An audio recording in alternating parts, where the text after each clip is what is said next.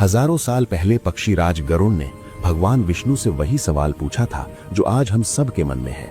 हे प्रभु, जब प्राणी शरीर छोड़ता है तो वो यमलोक कैसे जाता है? उसके कर्मों का हिसाब कैसे होता है? भगवान विष्णु ने जो जवाब दिया वही गरुड़ पुराण है। ये सिर्फ एक किताब नहीं बल्कि मृत्यु के बाद की दुनिया का एक नक्शा है। तो चलिए इस यात्रा को शुरू करते हैं बिल्कुल शुरुआत से। गरुड़ पुराण के अनुसार जब मृत्यु का समय निकट आता है तो व्यक्ति को एक अजीब सी घबराहट होने लगती है। उसकी आवाज बंद हो जाती है। जानते हैं क्यों? क्योंकि उस वक्त शरीर के अंदर के पांचों प्राण शरीर से बाहर निकलने के लिए संघर्ष कर रहे होते हैं। भगवान विष्णु बताते हैं कि पापी व्यक्ति के लिए मृत्यु का क्षण बेहद कष्टदायी होता है।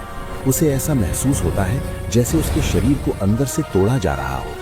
शास्त्रों में लिखा है कि एक पापी व्यक्ति को मृत्यु के समय उतना ही दर्द होता है जितना 40,000 बिच्छुओं के एक साथ डंक मारने पर होता है। उसकी आंखें पलट जाती हैं और मुंह से झाग निकलने लगता है। अक्सर आपने देखा होगा कि मरते समय व्यक्ति की नजरें एक कोने में टिक जाती हैं या वो डरने लगता है। आखिर उसे क्या दिखाई देता है? उसे दिखाई देते हैं यमदूत।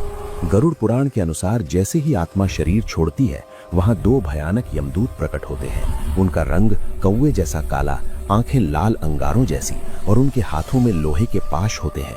वे हवा में नग्न अवस्था में खड़े होते हैं और दांत पीस रहे होते हैं। ये दूत सिर्फ आत्मा को दिखाई देते हैं। घर वाले सिर्फ शव को देख रहे होते हैं, लेकिन आत्मा उन यमदूतों को देख थर थर कांपने लगती है। अब यहाँ एक बड़ा सवाल आता है, जब शरीर जल गया या दफना दिया गया तो यमदूत किसे ले जाते हैं? गरुड़ पुराण कहता है कि मृत्यु के तुरंत बाद आत्मा अंगूठे के बराबर एक वायु रूपी शरीर धारण करती है। इसे लिंग शरीर कहते हैं। यमदूत इस आत्मा को पाश में बांध लेते हैं, ठीक वैसे जैसे पुलिस किसी अपराधी को गिरफ्तार करती है। उस समय आत्मा अपने परिवार को पुकारती है, अपने धन और घर को देखती है, लेकिन यमदूत उसे एक पल भी रुकने नहीं देते। ये तो बस शुरुआत है। यमदूत उस आत्मा को पकड़कर यमलोक की तरफ ले चलते हैं।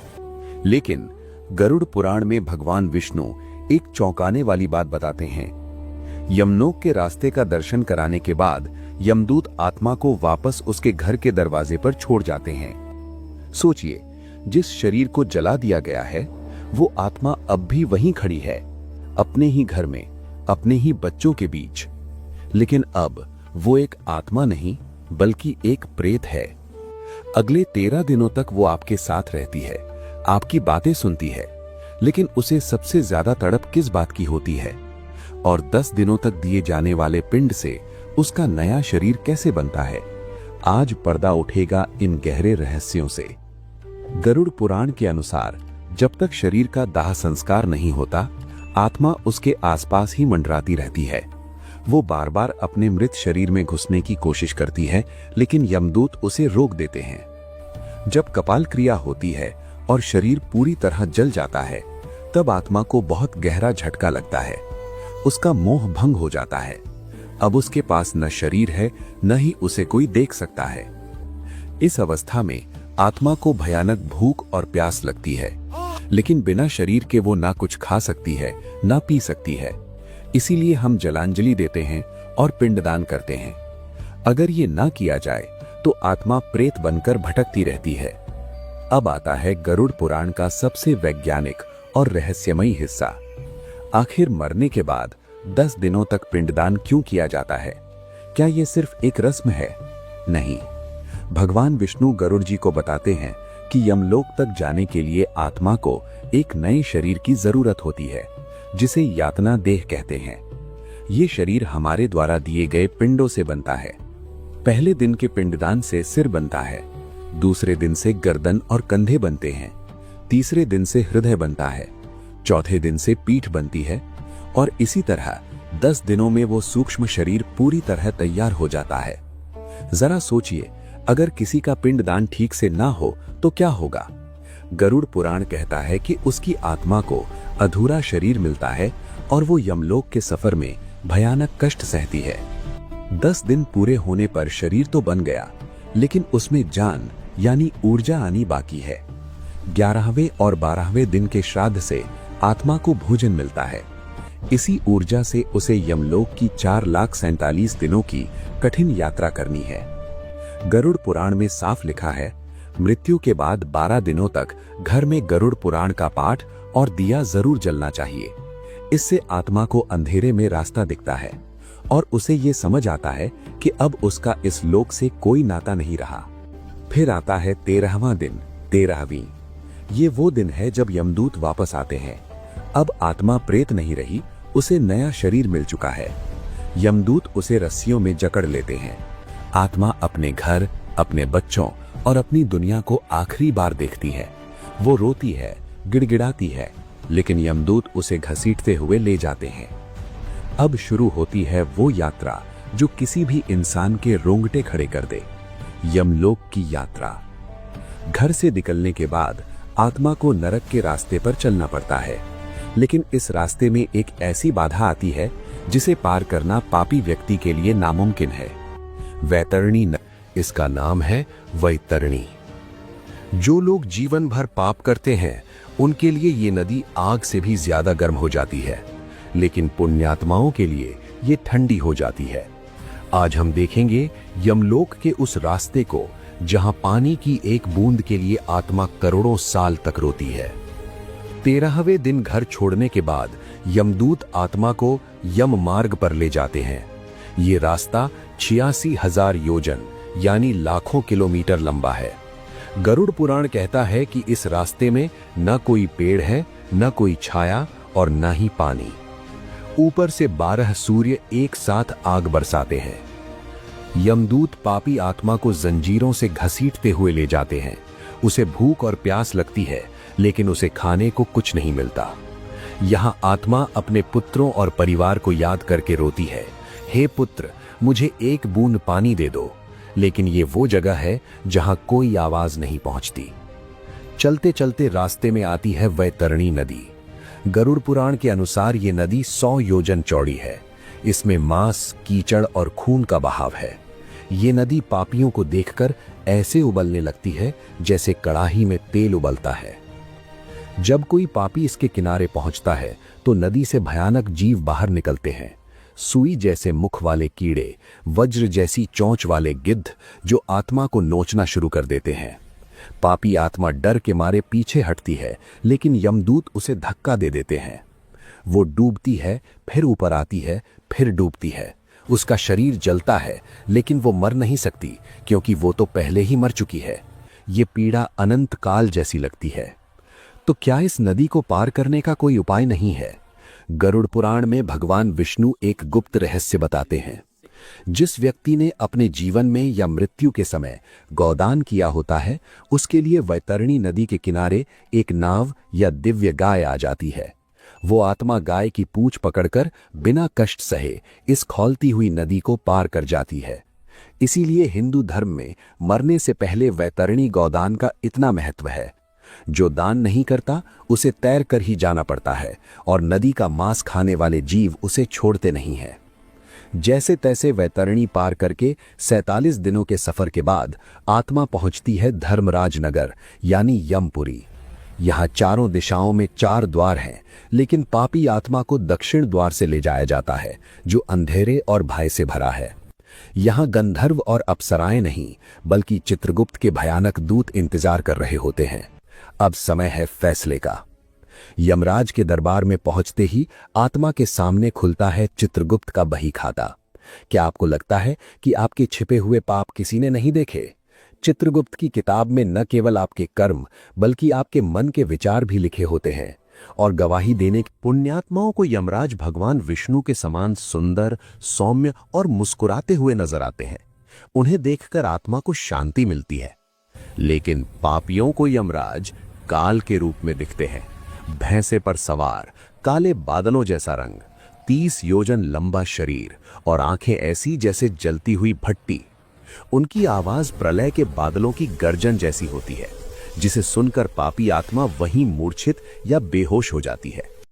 यमराज के पास ही बैठते हैं उनके मुनीम भगवान चित्रगुप्त। उनके पास एक रहस्यमयी किताब है जिसे अग्रसंधानी कहा जाता है।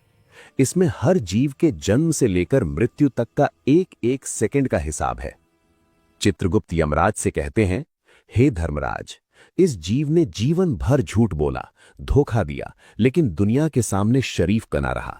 इसने अमुक दिन अमुक समय पर यह पाप किया था। आत्मा अक्सर अपने पापों से मुकर जाती है, वो झूठ बोलती है।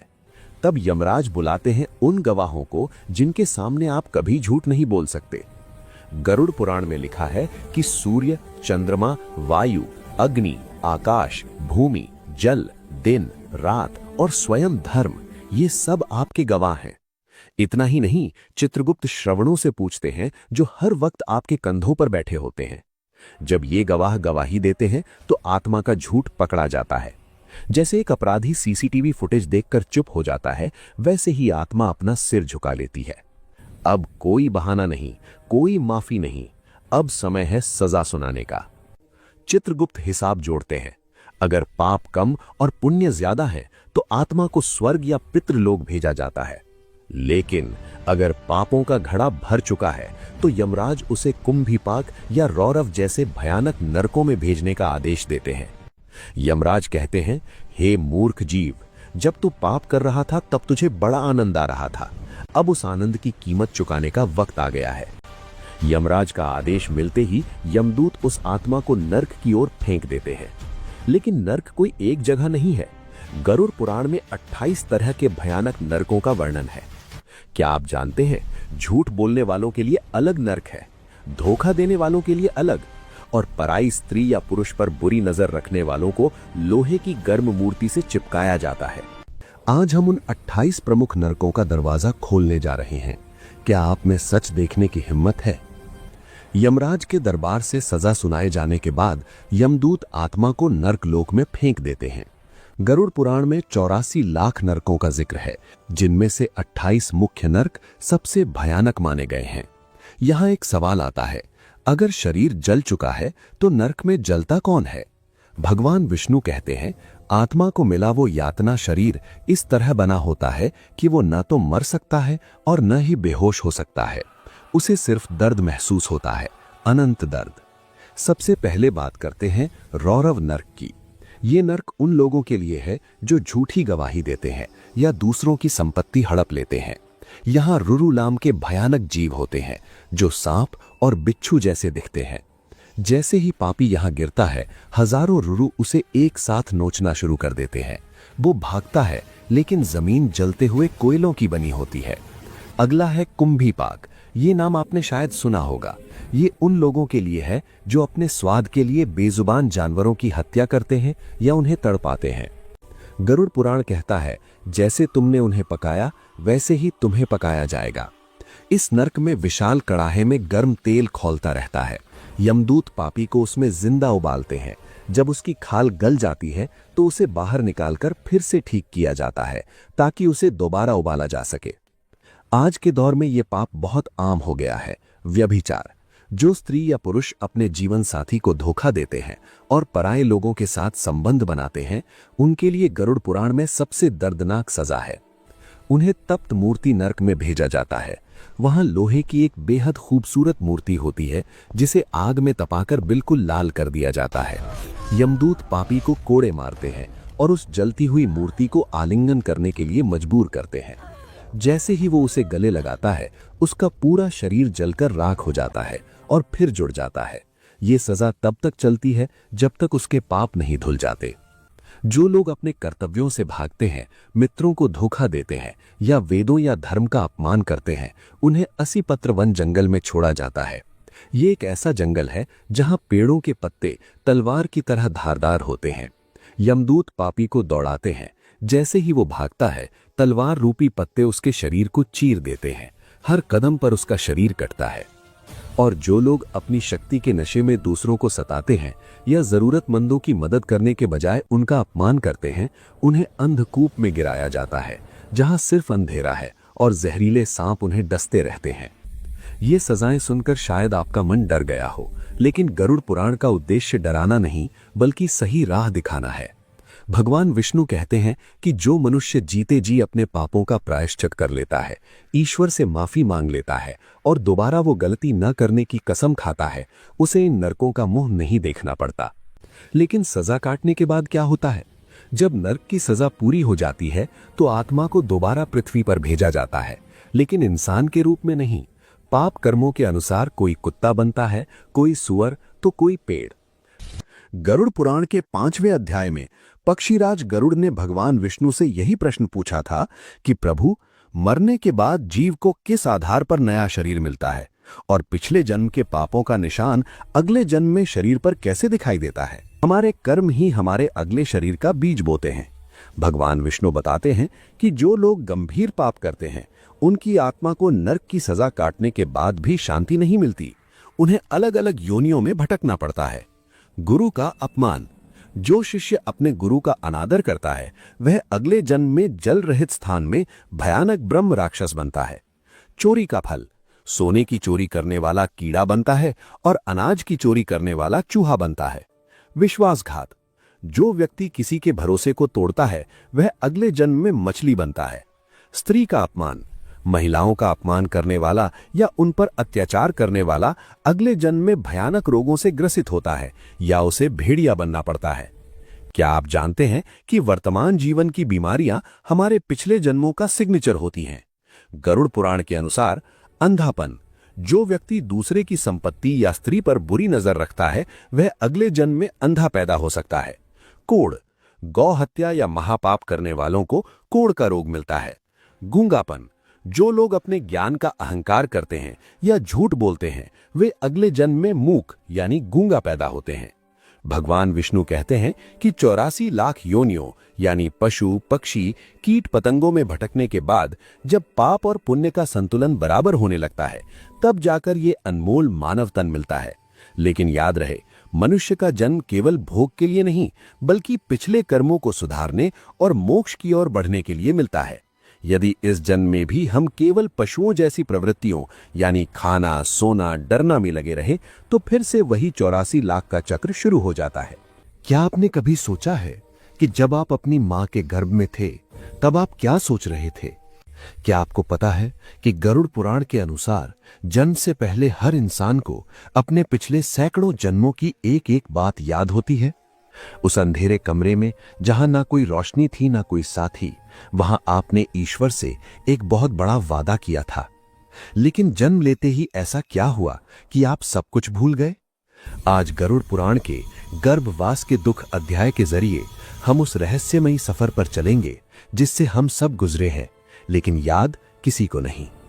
गरुड़ पुराण के 6ठे अध्याय में पक्षीराज गरुड़ के पूछने पर भगवान विष्णु बताते हैं कि मृत्यु के बाद कर्मों के अनुसार जीव फिर से गर्भ की यात्रा शुरू करता है।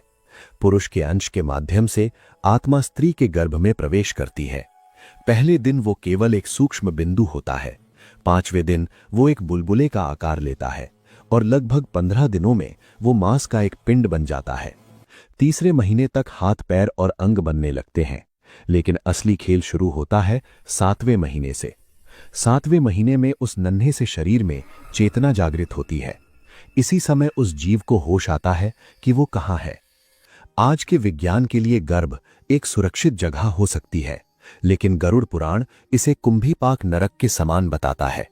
भगवान विष्णु कहते हैं कि वो नन्हा जीव अपनी मां के पेट में मौजूद गंदगी और मूत्र के बीच लिपटा होता है। मां जो तीखा, कड़वा या गर्म भोजन करती है उससे उस कोमल त्वचा वाले जीव को असहनीय जलन होती है। उसी कष्ट के बीच उस आत्मा की जातिस्मरा शक्ति जागृत होती है। उसे अपने पिछले हजारों जन्म याद आने लगते हैं। उसे याद आता है कि पिछले जन्म में उसने क्या पाप किए थे, किसे धोखा दिया था और कितनी बार वो इसी तरह पैदा होकर मर चुका है। वो बच्चा गर्भ के अंदर तड़पता है, रोता है, लेकिन उसकी आवाज बाहर नहीं आ सकती। जब कष्ट अपनी चरम सीमा पर होता है तब वो जीव भगवान से प्रार्थना करता है। गरुड़ पुराण के अनुसार बच्चा गर्भ में हाथ जोड़कर कहता है, हे प्रभु, मुझे इस नरक से बाहर निकालो। इस बार मैं बाहर जाकर केवल आपका सुमिरन करूंगा, अच्छे कर्म करूंगा और खुद को इस जन्म मरण के चक्र से मुक्त करूंगा। वो ईश्वर से वादा करता है कि वो मोह माया में नहीं फंसेगा। जैसे ही 10वां महीना आता है, प्रसूति की हवा या प्रसव की शक्ति उसे बाहर की ओर धकेलती है। बाहर निकलते समय जो पीड़ा होती है उससे वो बच्चा मूर्छित सा हो जाता है और जैसे ही वो धरती पर गिरता है, भगवान विष्णु की वैष्णवी माया उसे घेर लेती है। शास्त्र कहते हैं कि जन्म लेते ही लगने वाली ये बाहरी हवा और माया का प्रभाव इतना गहरा होता है कि बच्चा तत्काल अपने पिछले जन्मों का ज्ञान और ईश्वर से किया गया वादा भूल जाता है। इसीलिए पैदा होते ही बच्चा रोता है। वो रोना दरअसल एक विलाप है कि मैं फिर से इस मायाजाल में फंस गया। जिसे वो अपना रक्षक समझता था, अब वही जीव अज्ञानता के वश होकर सांसारिक रिश्तों को अपना समझने लगता है। दोस्तों, गरुड़ पुराण का ये अध्याय हमें याद दिलाता है कि हम यहाँ केवल जीने और मरने नहीं आए हैं, बल्कि उस वादे को निभाने आए हैं जो हमने मां के पेट में तड़पते हुए ईश्वर से किया था। हम सब उस जेल से छूटे हुए कैदी हैं जो बाहर आते ही अपनी सजा भूल गए हैं। क्या आपने कभी सोचा है कि मृत्यु के बाद कुछ आत्माओं को मुक्ति क्यों नहीं मिलती? क्यों वो सदियों तक प्रेत बनकर भटकती रहती हैं? गरुड़ पुराण में एक ऐसी ही रोमांचक कथा का वर्णन है, राजा बभरू वाहना और एक भयंकर प्रेत की कहानी। पुत्र का महत्व क्या है और अकाल मृत्यु से मुक्ति कैसे मिलती है? कहानी शुरू होती है एक घने जंगल से, जहां एक बार राजा बभरू वाहना शिकार खेलने गए। जंगल के बीचों बीच उन्हें एक ऐसा जीव दिखा जिसे देखकर किसी की भी रूह कांप जाए। वो एक प्रेत था, सूखा हुआ शरीर, बिखरे बाल और आंखों में गहरा दर्द। लेकिन हैरानी की बात यह थी कि वो प्रेत राजा को देखते ही रोने लगा और उनसे मदद मांगने लगा। राजा ने हैरानी से पूछा, तुम कौन हो और तुम्हारी ये दशा कैसे हुई? प्रेत ने जो बताया वो हर इंसान के लिए एक सबक है। उसने कहा, हे राजन, मैं पिछले जन्म में एक वैश्य था। मेरे पास धन दौलत सब कुछ था, लेकिन मेरा कोई पुत्र नहीं था। जब मेरी मृत्यु हुई तो मेरा पिंड दान करने वाला कोई नहीं बचा। बिना पुत्र के और बिना सही संस्कार के मैं इस भयंकर प्रेत योनि में फंस गया हूं। यहां ना भूख मिटती है, ना प्यास, बस अनंत तड़प है। दोस्तों, यहां गरुड़ पुराण एक बहुत बड़ी बात कहता है। पुत्र का अर्थ सिर्फ बेटा नहीं, बल्कि वो है जो अपने पितरों को पुण्य नाम के नरक से मुक्त करे। बिना पिंड दान और तर्पण के आत्मा पर लोक में भटकती रहती है। राजा ने दया करके पूछा, मैं तुम्हें इस कष्ट से कैसे मुक्त कर सकता हूं? तब उस प्रेत ने बताया कि अगर कोई धर्मात्मा व्यक्ति उसके नाम से विधि विधान पूर्वक दान पुण्य करे और नारायण की पूजा करे तो ही उसे मुक्ति मिल सकती है। राजा बभरू वाहना ने वैसा ही किया। उन्होंने उस प्रेत के लिए श्राद्ध किया और दान दिया, जिसके प्रभाव से उस प्रेत को तुरंत दिव्य शरीर मिला और वो स्वर्ग से धार गया। लेकिन अब सवाल ये उठता है कि क्या आज के समय में बिना पुत्र के मुक्ति नहीं मिल सकती? गरुड़ पुराण के अनुसार पुत्र का होना श्राद्ध के लिए उत्तम है, लेकिन अगर पुत्र ना हो तो भाई का पुत्र, पत्नी या कोई भी सच्चा श्रद्धालु विधि विधान से कार्य करे तो आत्मा को शांति मिलती है।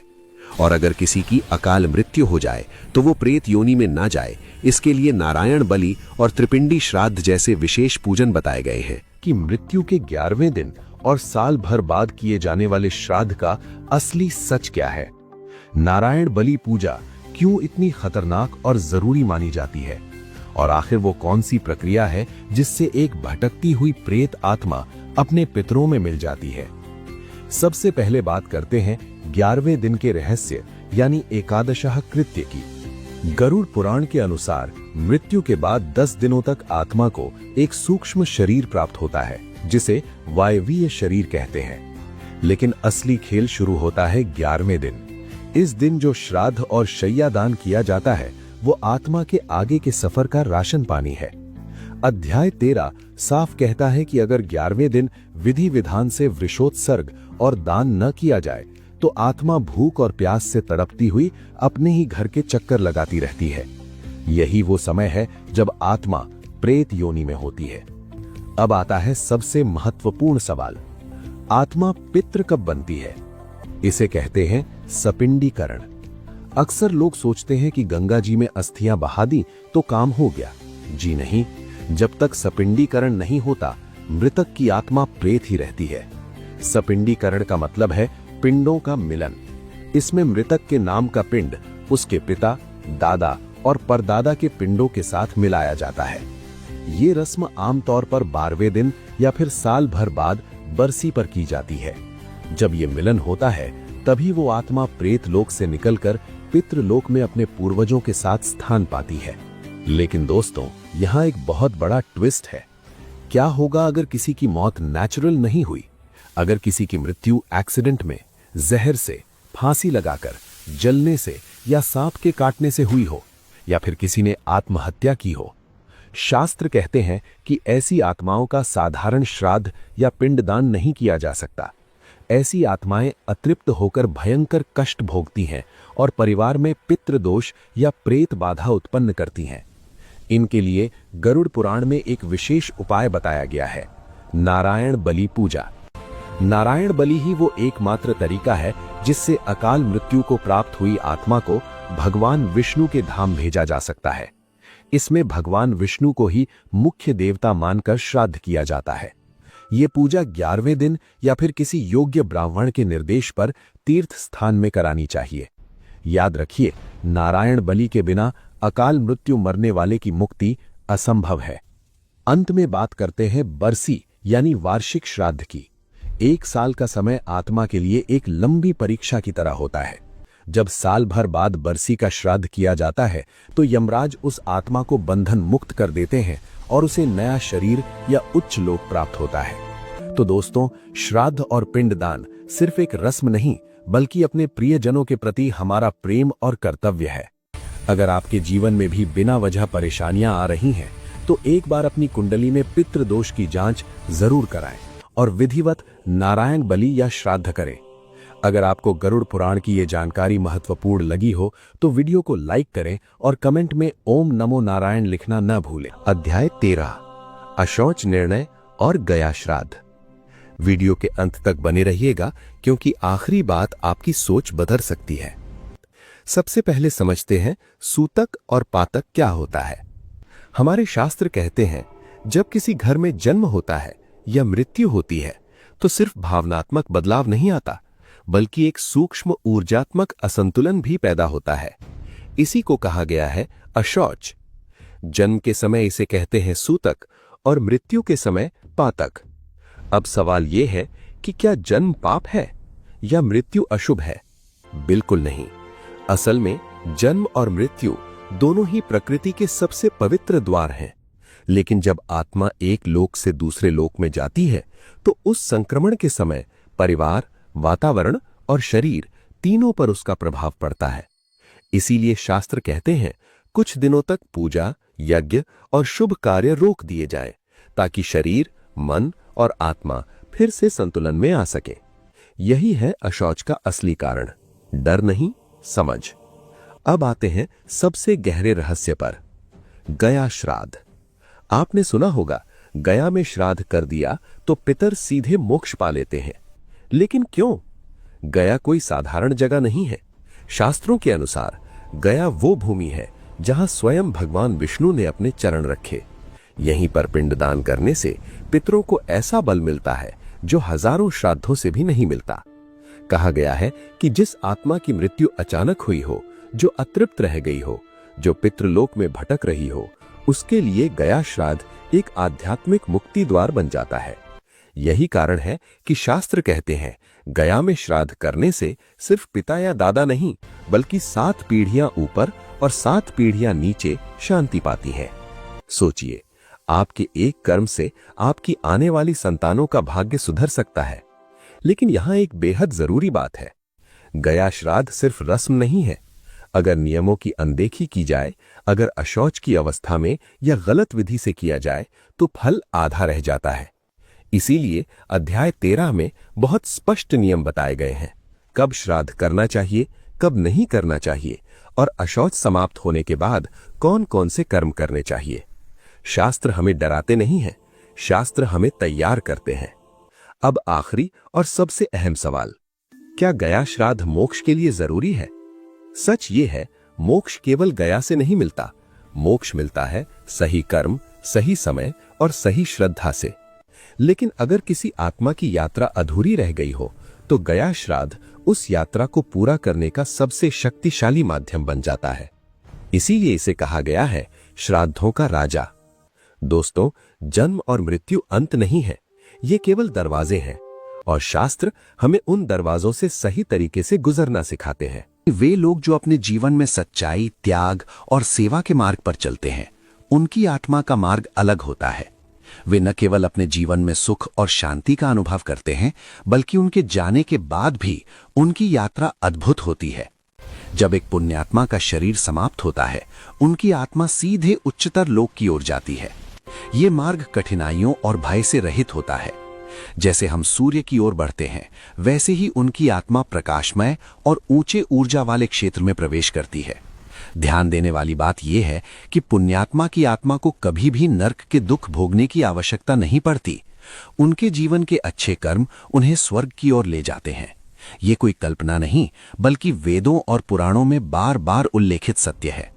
स्वर्ग केवल भौतिक सुख नहीं है, ये आध्यात्मिक आनंद और मानसिक शांति का स्थान है। वहां कोई दुख, रोग या भय नहीं होता। आत्मा पूरी तरह स्वतंत्र होती है, प्रकाश और ऊर्जा में लिपटी हुई। स्वर्ग में समय जैसी हमारी पृथ्वी पर समझ है, वहां अस्तित्व में नहीं होती। वहां की अनुभूति पूर्णतया आनंदमय होती है। जो आत्मा वहां जाती है, वो अपने किए गए अच्छे कर्मों के अनुसार सुख का अनुभव करती है। उदाहरण के लिए, यदि किसी ने जीवन में दूसरों की सेवा की है, दूसरों की मदद की है और सच्चाई के मार्ग पर चला है, तो उसके लिए स्वर्ग में परमानंद और प्रकाश का अनुभव होता है। लेकिन दोस्तों, स्वर्ग भी अनंत काल तक नहीं रहता।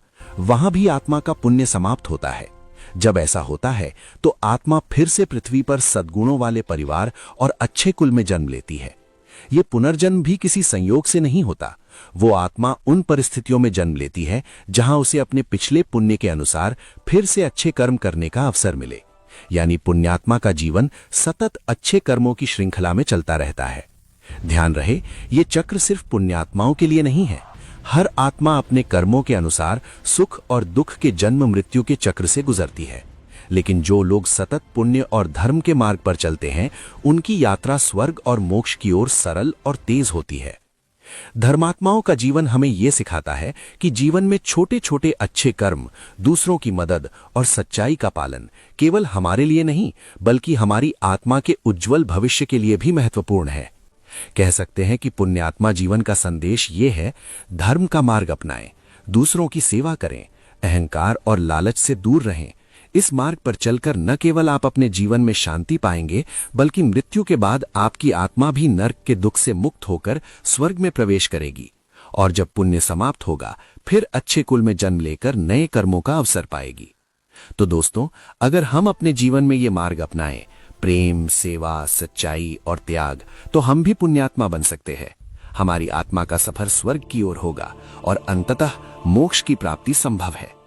याद रखिए, स्वर्ग कोई दूर का सपना नहीं है, बल्कि आपके अच्छे कर्मों का परिणाम है। जितना अधिक आप अच्छे कर्म करेंगे, उतनी ही तेज और सुखद आत्मा की यात्रा होगी। दोस्तों, गरुड़ पुराण के 16वें अध्याय में भगवान विष्णु कहते हैं कि ये मानव शरीर ब्रह्मांड की सबसे कीमती चीज है। सोचिए, एक आत्मा कभी कीड़ा बनती है, कभी जानवर, तो कभी पेड़ पौधे। ऐसे 84 लाख अलग अलग शरीरों में भटकने और तड़पने के बाद बड़ी मुश्किल से उसे मनुष्य जन्म मिलता है। लेकिन क्यों? क्या सिर्फ खाने, सोने और पैसे कमाने के लिए? बिल्कुल नहीं। पुराण कहते हैं कि मानव शरीर मोक्ष का द्वार है। बाकी हर योनि में आप सिर्फ अपने पिछले कर्मों का फल भुगतते हैं, लेकिन सिर्फ इंसान के पास वो पावर है जिससे वो नए और अच्छे कर्म करके इस जन्म मरण के चक्र को हमेशा के लिए तोड़ सकता है। अब सवाल आता है कि जीवन का असली उद्देश्य क्या है? अध्याय 17 में साफ लिखा है कि जिस इंसान ने इस शरीर में रहकर ज्ञान हासिल नहीं किया, जिसने दूसरों की मदद नहीं की और जिसने उस परम सत्य यानी ईश्वर को नहीं पहचाना, उसका जीवन एक बिना फल वाले पेड़ जैसा है।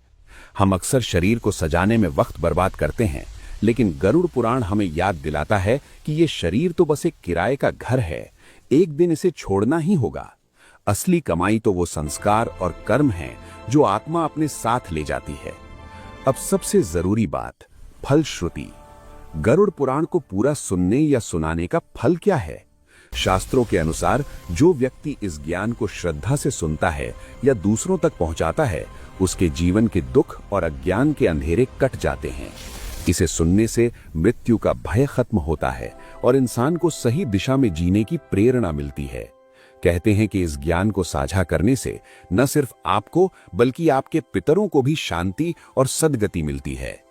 दोस्तों, ये सीरीज सिर्फ डराने के लिए नहीं, बल्कि हमें जगाने के लिए थी।